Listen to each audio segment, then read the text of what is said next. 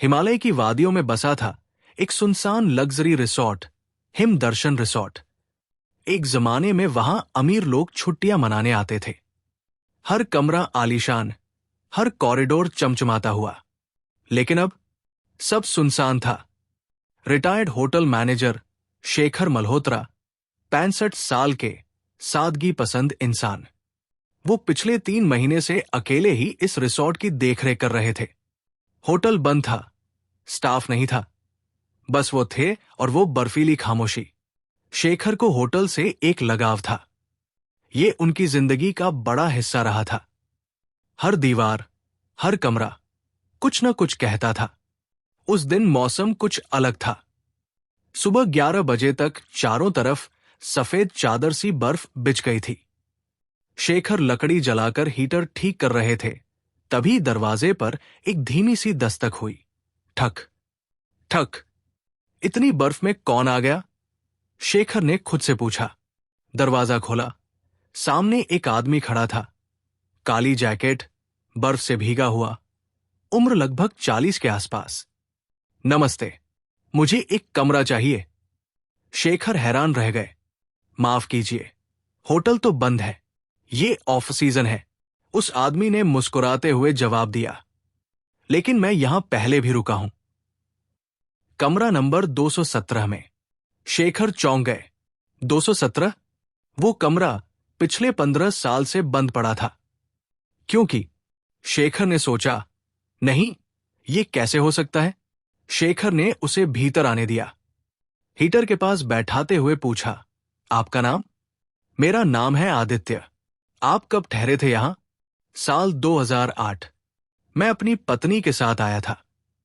शेखर की आंखें चौड़ी हो गई। लेकिन 2008 में तो उस कमरे में। हां, आदित्य बोला धीरे से, वही हादसा हुआ था ना? शेखर की सांसें थम गई। तुम्हें कैसे पता? आदित्य अब मुस्कुरा नहीं रहा था। उसकी आंखें सीधी शेखर की आंखों में देख रही थी। क्योंकि उस रात तुमने ही दरवाजा बंद किया था। अंदर से। शेखर कांप गए। उस रात का जिक्र किसी को नहीं पता था। कमरा 217, जहां एक जोड़ा संदिग्ध हालत में पाया गया था। पत्नी मरी हुई, पति लापता। पुलिस को कुछ नहीं मिला। केस ठंडे बस्ते में चला गया। लेकिन अब ये आदमी 15 साल बाद आकर कह रहा है, मैं वही पति हूं। शेखर जी, मैं यहां आराम करने नहीं, सच्चाई जानने आया हूं। उसने एक पुराना फोटोग्राफ निकाला। वही कमरा, वही रात, और उसमें शेखर भी। आप भी उस रात वहां थे। क्या आप बताएंगे असली सच क्या है? शेखर ने आदित्य की बात सुनकर खुद को जमीन पर खड़ा महसूस नहीं किया। कमरे की हवा अचानक भारी लगने लगी थी। हीटर जल रहा था, लेकिन शेखर की उंगलियां ठंडी पड़ रही थी। शेखर ने धीरे से कहा, तुम वही हो? लेकिन तुम्हें तो मरा हुआ मान लिया गया था। आदित्य ने बिना पलक झपकाए जवाब दिया, मरना आसान होता है शेखर जी, लेकिन सच्चाई के साथ जीना मुश्किल है। शेखर की सांसें तेज हो गई। उन्होंने कुर्सी की पकड़ कस दी। वो सोच रहे थे, क्या यह आदमी सच बोल रहा है या फिर कोई चाल है? आदित्य ने अपना बैग खोला और उसमें से एक पुरानी फाइल निकाली। उसने फाइल को धीरे से टेबल पर रखा। इसमें है उस रात की पूरी रिपोर्ट, असली वाली, जो कभी पुलिस तक पहुंची ही नहीं। शेखर ने धीरे धीरे फाइल खोली। पहले पेज पर तस्वीर थी, कमरा 217 की। तस्वीर में फर्श पर खून फैला हुआ था। एक महिला की लाश बेड के किनारे पड़ी थी और एक कोना, उस कोने में एक परछाई दिख रही थी। ये देखिए, आदित्य बोला, इस परछाई को ध्यान से देखिए। ये आप है ना? शेखर अब बिल्कुल खामोश हो गए थे। उनका गला सूख गया। उन्होंने पानी का गिलास उठाया, लेकिन हाथ कांपने लगे। मैं वहां था। हां, लेकिन मैं उस वक्त। शेखर रुक गए। मैं सिर्फ दरवाजा बंद करने गया था। वो कपल झगड़ रहे थे। मुझे कहा गया था कि बीच में ना आऊं। किसने कहा था? आदित्य ने सवाल किया। शेखर ने कुछ नहीं कहा। आदित्य उठ खड़ा हुआ। उसने रिसेप्शन की ओर देखा, फिर लॉबी की तरफ बढ़ा। शेखर घबराकर पीछे पीछे गए। कहाँ जा रहे हो? कमरा 217, आदित्य ने सीधी नजर में कहा। जिस कमरे को आप 15 साल से बंद किए बैठे हैं, मुझे देखना है। क्या अभी भी उस कमरे की दीवारें वही चीखें सुनाती हैं? शेखर ने रोकने की कोशिश की। नहीं, वो कमरा अब ठीक नहीं है। वहां कुछ है, कुछ अजीब। क्या? आदित्य रुका। कुछ दिखाई देता है या किसी की आत्मा? शेखर का चेहरा पीला पड़ गया। कमरे की चाबी टेबल की दराज में थी। आदित्य ने खुद चाबी निकाली। दोनों धीरे धीरे लॉबी पार करते हुए ऊपर सीढ़ियों की ओर बढ़े। सीढ़ियों पर हर कदम के साथ फर्श चरमरा रहा था। दीवारों पर टंगी पुरानी तस्वीरें हिलने लगी थी। एक हल्की सी हवा की सरसराहट हर कोने में घूम रही थी। कमरा 217 के सामने खड़े होकर आदित्य ने चाबी घुमाई। ताला कट की आवाज के साथ खुला। दरवाजा धक्का देने पर एक भयानक सी ठंडी हवा चेहरे से टकराई। कमरे में घुप अंधेरा था। आदित्य ने अपना मोबाइल निकाला और फ्लैशलाइट ऑन की। कमरा अब भी वैसा ही था। एक पुराना बेड, फटा हुआ पर्दा और दीवार पर अब भी खून के निशान। शेखर ने झिझकते हुए कमरे में कदम रखा। तभी दीवार की घड़ी अचानक चलने लगी। टिक टिक टिक। वो घड़ी पिछले 15 साल से बंद थी। ये कैसे? शेखर ने पीछे मुड़कर देखा और तभी कमरे की लाइट अपने आप जल गई। शेखर चीख पड़ा। ये सब क्या हो रहा है? कमरे की एक दीवार पर अचानक कुछ शब्द उभरने लगे। ऐसा लग रहा था जैसे दीवार पर किसी ने उंगली से लिखा हो। मैं अब भी यहां हूं। शेखर कांप गए। आदित्य चुपचाप दीवार को देखता रहा। फिर उसने कहा, आपको वो रात याद है ना, शेखर जी, जब आपने कमरे की खिड़की बंद की थी और वो चीख सुनकर भी आपने कुछ नहीं किया था? शेखर जोर से बोल पड़ा, मैं डर गया था। मैं सिर्फ मैनेजर था। मुझे क्या पता था वो औरत मारी जाएगी। और अगर आपको पहले से पता होता तो? आदित्य ने धीरे से पूछा। शेखर की आंखों से आंसू गिरने लगे। मुझे उस आदमी से धमकी मिली थी। वो कहता था अगर मैंने दखल दिया तो वो मुझे भी नहीं छोड़ेगा। आदित्य ने टेबल के नीचे झुका। उसने वहां से एक धूल से भरी छोटी सी डायरी निकाली। डायरी पर लिखा था, माया। शेखर ने वो नाम सुना तो जैसे बर्फ का कोई टुकड़ा उसके सीने पर रखा गया हो। माया, उसकी बीवी। शेखर बुदबुदाया। हां, आदित्य बोला, और यही माया हर साल बर्फ गिरने पर इस कमरे में लौटती है। कमरे की लाइट फिर से बुझ गई। मोबाइल की टॉर्च भी अचानक बंद हो गई। अब चारों तरफ सिर्फ अंधेरा था और उस अंधेरे में किसी और की सांसें सुनाई दे रही थी। कोई तीसरा कमरे में था। कमरे के अंदर सन्नाटा इतना गहरा था कि शेखर को अपनी ही सांसें किसी और की लग रही थी। उसकी छाती से निकलती हर सांस जैसे कमरे की दीवारों से टकरा कर लौट रही थी। आदित्य अपनी जगह खड़ा था, बिल्कुल शांत। मोबाइल की टॉर्च बंद हो चुकी थी और बाहर बर्फबारी तेज हो गई थी। फिर अचानक एक धीमी सी खरोंचने जैसी आवाज दीवार के पास से आई। शेखर ने कांपती आवाज में पूछा, कोई है? जवाब नहीं आया। आदित्य ने धीरे से फुसफुसाया, ये वही है, माया। शेखर ने गर्दन घुमाई, लेकिन अंधेरे में कुछ दिखाई नहीं दे रहा था। तभी कमरे की अलमारी, जो सालों से बंद थी, खुद ब खुद चटाक की आवाज के साथ खुल गई। अलमारी के अंदर कुछ नहीं था, सिर्फ एक सफेद रंग की साड़ी लटकी हुई थी, हल्की हवा में हिलती हुई। शेखर की आंखें फटी की फटी रह गई। ये साड़ी तो माया की थी। उसे आखिरी बार इसी में देखा गया था। आदित्य ने धीमे स्वर में कहा, सिर्फ देखा गया था, मारा भी तो गया था। उसी रात अचानक कमरे में हल्की सी रोशनी फैल गई। ऐसा लगा जैसे किसी ने मोमबत्ती जलाई हो, लेकिन कोई लौ नहीं दिख रही थी। अब कमरे का कोना दिखाई दे रहा था, वही कोना जहां पुरानी फोटो में एक परछाई थी। और अब वहां सचमुच कोई खड़ा था, एक औरत, सफेद साड़ी में, उलझे बाल, चेहरा नहीं दिख रहा था, लेकिन उसकी आंखें चमक रही थी, बर्फ की तरह ठंडी और नफरत से भरी हुई। शेखर ने घबराकर आदित्य की बाह पकड़ ली। हमें बाहर जाना चाहिए। ये सब ठीक नहीं है, आदित्य ने बिना डर के जवाब दिया। जब तक सच बाहर नहीं आएगा, ये आत्मा चैन से नहीं बैठेगी। कौन सा सच? शेखर चिल्लाया। मैंने उसे नहीं मारा था। औरत की परछाई अब धीरे धीरे आगे बढ़ने लगी। कमरे की दीवारों पर अजीब सी नमी फैलने लगी। ऐसा लग रहा था जैसे दीवारें रो रही हों।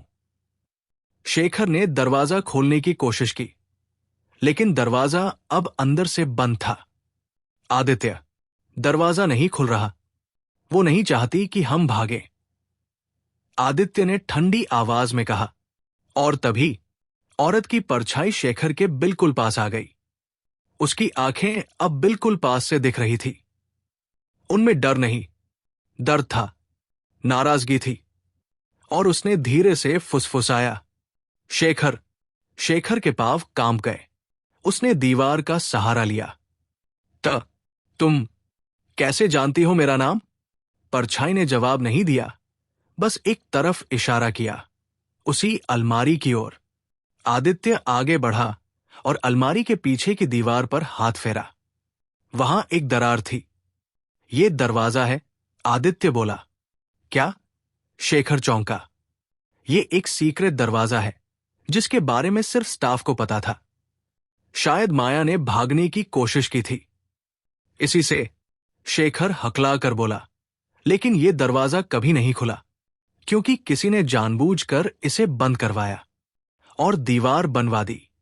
आदित्य ने जोर से धक्का मारा। दरार वाली दीवार थोड़ी सरकी। अंदर एक और छोटा कमरा था, एक सर्विस रूम, बहुत छोटा, अंधेरा और दमघोंटू। कमरे में एक बोरी पड़ी थी, और बोरी के पास कुछ हड्डियां। शेखर ने जैसे ही वो देखा, उसकी चीख निकल गई। ये माया की। हां, आदित्य बोला। माया कभी होटल से बाहर निकली ही नहीं। उसे यहीं मारकर छुपा दिया गया था। लेकिन किसने? शेखर अब लगभग गिड़गिड़ा रहा था। और तभी आदित्य ने शेखर की ओर देखा। उसकी आंखों में गुस्सा था। आपके मालिक मिस्टर चंद्रकांत राय, वही थे असली दरिंदा। माया ने उन्हें रंगे हाथों एक लड़की को परेशान करते पकड़ लिया था। माया ने आवाज उठाई, और उस रात उसे चुप कर दिया गया। शेखर का सिर झुक गया। मैं जानता था, लेकिन मैं कुछ कर नहीं सका। उसकी आंखों से आंसू बह रहे थे। क्यों? आदित्य ने पूछा। शेखर ने कांपते हुए जवाब दिया, क्योंकि उन्होंने मुझे पैसे और प्रमोशन का लालच दिया था, और धमकी दी थी कि अगर कुछ कहा तो मेरी बीवी और बच्चे। आदित्य की आंखों में नफरत चमकने लगी। और आपने चुप रहकर एक मासूम की मौत का राज दफन कर दिया। परछाई अब उस सर्विस रूम के पास खड़ी थी। उसकी आंखें अब शांत थी, जैसे वो सब कुछ सुन चुकी थी। और तभी कमरे की बत्तियां फिर जल गई। परछाई गायब हो चुकी थी। दरवाजा खुल गया, और साड़ी अब बोरी के पास रखी थी, जैसे किसी ने उसे प्यार से वहां रखा हो। अब वो शांत है, आदित्य ने धीरे से कहा। शेखर जमीन पर बैठ गया, थका हुआ, टूटा हुआ। अब क्या होगा? उसने पूछा। आदित्य ने जवाब दिया, अब तुम्हें वो सब बताना होगा जो तुमने छुपाया, क्योंकि सच्चाई जब तक जुबान से नहीं निकलेगी, ये होटल कभी चैन नहीं ले पाएगा। शेखर ने धीरे धीरे सिर हिलाया। बाहर बर्फ अब भी गिर रही थी, लेकिन अब हवाओं में चीखें नहीं, सुकून की खामोशी थी। क्या अब सच सामने आएगा, या अभी और राज बाकी है? अगली सुबह शेखर बरामदे में खड़ा बर्फबारी देख रहा था। उसके चेहरे पर रात भर की थकावट, डर और पछतावे की लकीरें साफ थी। उसकी आंखों के नीचे काले घेरे पड़ चुके थे। उसने शायद ही सोया हो। अंदर से टूटा हुआ शख्स अब बाहर से भी वैसा ही दिखने लगा था। होटल का फोन अचानक बजा। शेखर चौंका। ये फोन सालों से बंद था। कोई तार भी ठीक से नहीं जुड़ा हुआ था। फिर ये आवाज कैसे? धीरे धीरे कदमों से वो रिसेप्शन की तरफ बढ़ा। फोन अब भी लगातार बज रहा था। उसने कांपते हाथों से रिसीवर उठाया। हेलो? उसने डरते हुए कहा। एक धीमी सी औरत की आवाज उभरी। क्या माया अब आजाद है? शेखर के गले में कुछ अटक गया। उसने जवाब देने की कोशिश की, लेकिन आवाज नहीं निकली।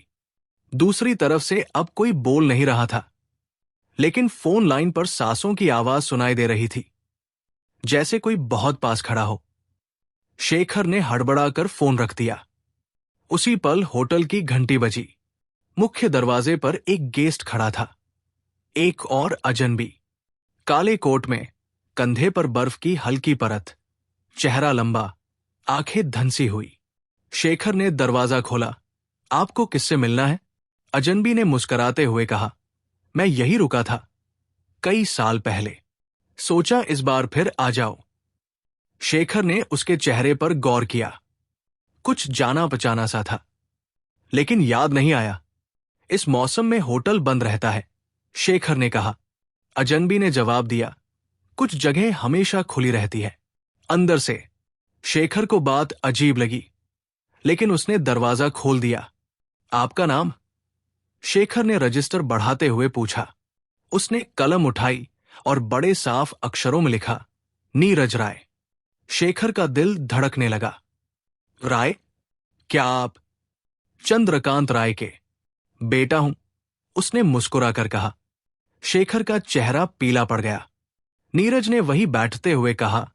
पापा की मौत के बाद उनके कागजात में इस होटल का जिक्र मिला। फिर माया के केस की कुछ रिपोर्ट्स भी दिखी। बस मन में आया कि खुद देखूं वो जगह जहां इतने राज छुपे हैं। शेखर चुप रहा। आप तो यही थे ना उन दिनों? नीरज ने सीधे पूछा। शेखर ने सिर झुका लिया। हां। और क्या आपको लगता है माया की आत्मा यही भटक रही है? शेखर ने कोई जवाब नहीं दिया। नीरज ने जेब से एक फाइल निकाली और टेबल पर रख दी। इसमें माया की पोस्टमार्टम रिपोर्ट है। किसी ने इसे सालों तक छिपा कर रखा, लेकिन अब जब उसे खोदा गया, सब बाहर आ गया। शेखर ने धीरे से पूछा, आपको कैसे पता? नीरज ने कहा, एक रिपोर्टर दोस्त ने पुरानी फाइलों को खोला। मुझे लगा ये केस बंद हो चुका है, लेकिन अंदर कुछ अधूरा था। और जब मैंने माया के नाम पर होटल खोजा, तो आप मिल गए। शेखर ने गहरी सांस ली। मैंने उसे नहीं मारा, लेकिन मैंने उसे बचाया भी नहीं, शेखर ने टूटती आवाज में कहा। नीरज अब चुप हो गया। उसी समय होटल की लाइटें फिर से बंद हो गई। तेज हवाएं खिड़कियों से टकरा रही थी और होटल के अंदर ठंड कुछ ज्यादा ही बढ़ गई थी। शेखर उठकर हीटर चालू करने गया, लेकिन हीटर काम नहीं कर रहा था। नीरज ने चारों ओर देखा। इस होटल में सिर्फ बर्फ नहीं है, कुछ और भी है, कुछ ऐसा जो अब भी यहां जिंदा है। उसी पल पीछे की गैलरी से किसी के जोर से हंसने की आवाज आई, एक औरत की। दोनों पलटे, कोई नहीं था। शेखर की सांसें तेज हो गई। नीरज ने पूछा, क्या यह हर रोज होता है? नहीं, शेखर ने कहा, बस जब कोई नया गेस्ट आता है तो शायद। मैं अगला निशाना हूं।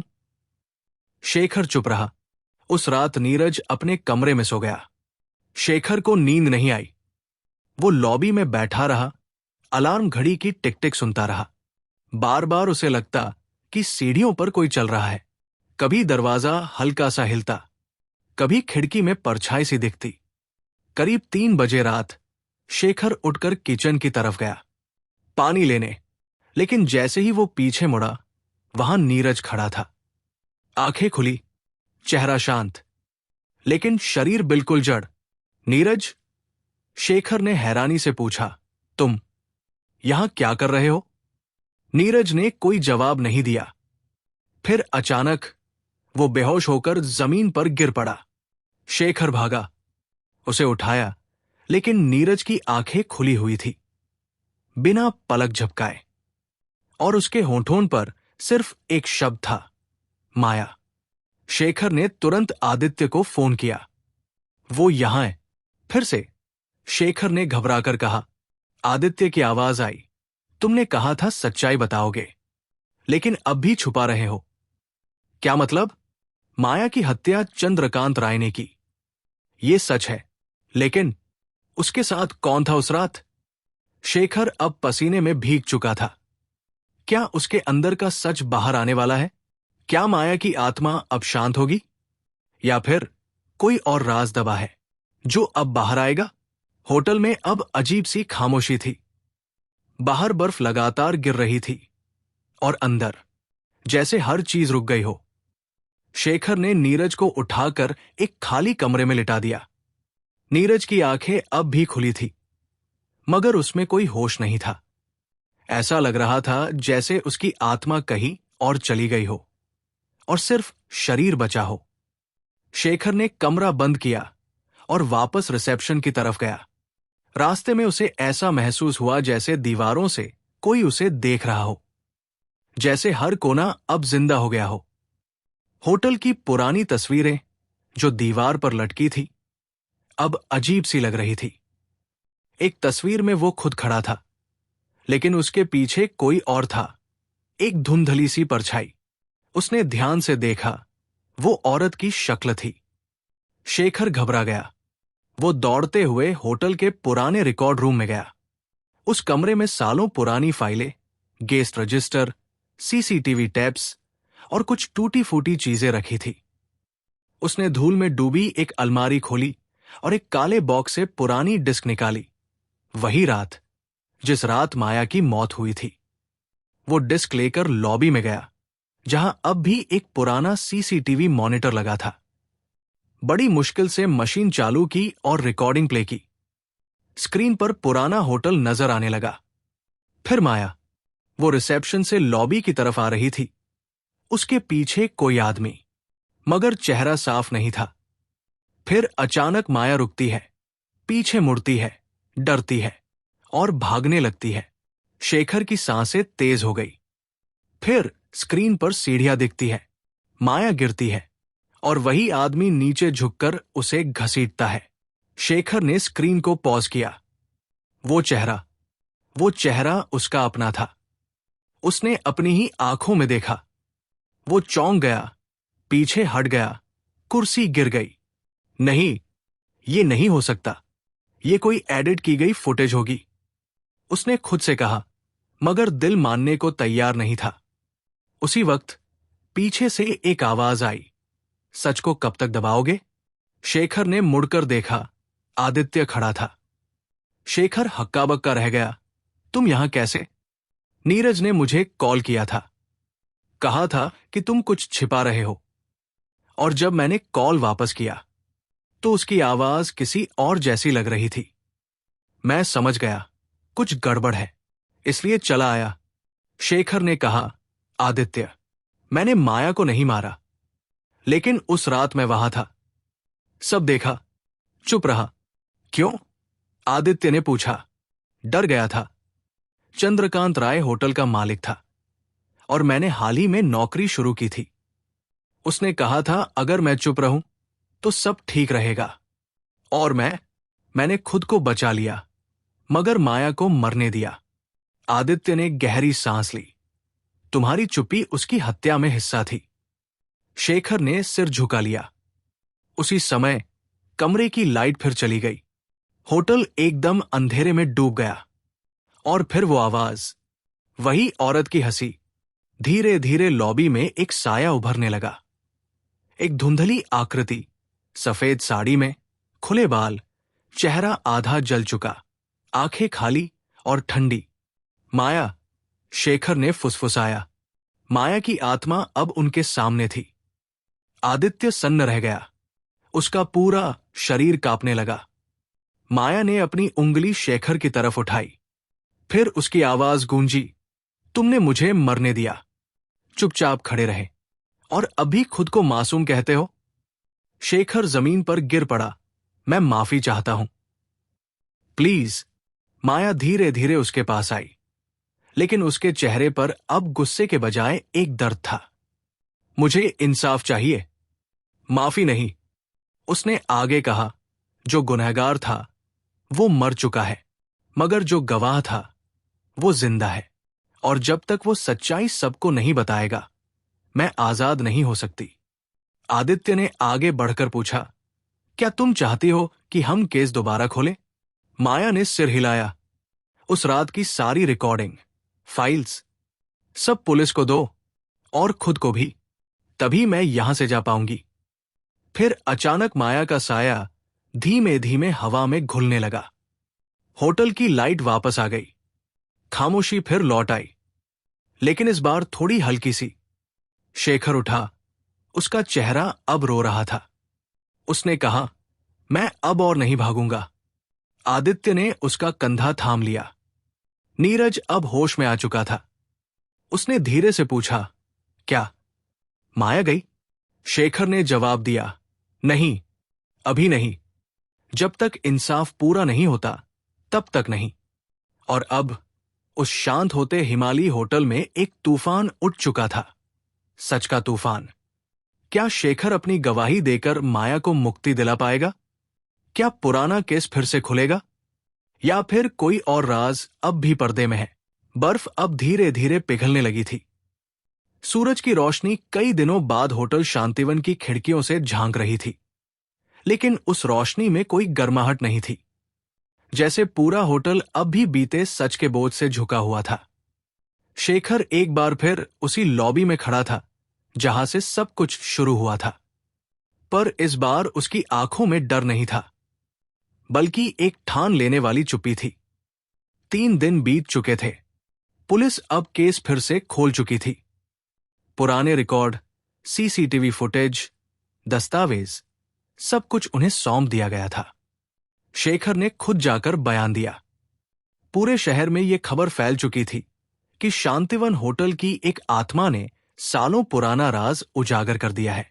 मीडिया, पुलिस और लोग सब होटल के आसपास जमा होने लगे। होटल जो एक वक्त वीरान था, अब अचानक चर्चा में आ गया था। लेकिन शेखर के लिए यह कोई शोहरत नहीं थी, ये एक अधूरी कहानी का अंत था। माया को इंसाफ दिलाने का संकल्प अब उसके जीवन का एकमात्र मकसद बन गया था। एक रात जब सब लोग जा चुके थे, होटल फिर से शांत हो गया। आदित्य और नीरज उसी शाम लौट गए थे, लेकिन शेखर ने जाने से इनकार कर दिया था। उसने सोचा, जब तक सब कुछ खत्म नहीं हो जाता वो यही रहेगा। रात के करीब 2 बजे होंगे। शेखर लॉबी में बैठा पुरानी फाइलों को देख रहा था कि तभी अचानक होटल की घड़ी की सुइयां एक अजीब आवाज के साथ रुक गई। बिजली गुल हो गई और सामने की खिड़की से एक साया अंदर आया, वही माया। मगर इस बार उसकी आंखों में गुस्सा नहीं था, उसका चेहरा शांत था। शेखर उठ खड़ा हुआ। दोनों एक दूसरे को देख रहे थे। माया ने कहा, मैं चली जाऊंगी, मगर कुछ अधूरा है अभी भी। शेखर ने पूछा, क्या? माया ने धीरे धीरे हाथ उठाया और उसकी उंगली एक तस्वीर की तरफ इशारा करने लगी जो लॉबी की दीवार पर टंगी थी। शेखर उस तस्वीर की तरफ गया। वो एक ग्रुप फोटो थी, होटल का स्टाफ और कुछ खास मेहमान। उसने गौर से देखा और फिर सिहर उठा। उस तस्वीर में एक आदमी खड़ा था, बेहद सामान्य चेहरा, मुस्कुराता हुआ, लेकिन शेखर जानता था कि वो कौन था। चंद्रकांत राय का भाई, सुरेश राय। शेखर को याद आया, सुरेश भी उस रात होटल में था, लेकिन किसी ने उसका नाम तक नहीं लिया था। सबने मान लिया था कि चंद्रकांत ही जिम्मेदार था, क्योंकि होटल का मालिक वही था। शेखर ने पूछा, क्या असली गुनहगार वो था? माया ने सिर हिलाया। मैंने चंद्रकांत को दोषी समझा, लेकिन असल में वो तो साजिश का हिस्सा था। असली वार सुरेश ने किया था। वो मुझसे नफरत करता था, क्योंकि मैंने उसके झूठे प्यार को ठुकरा दिया था। शेखर अब पूरी तरह समझ गया था कि उसने अब तक आधी सच्चाई देखी थी। पूरा सच अब सामने आ रहा था। माया ने कहा, मेरी आत्मा तभी मुक्त होगी जब वो इंसान सजा पाए।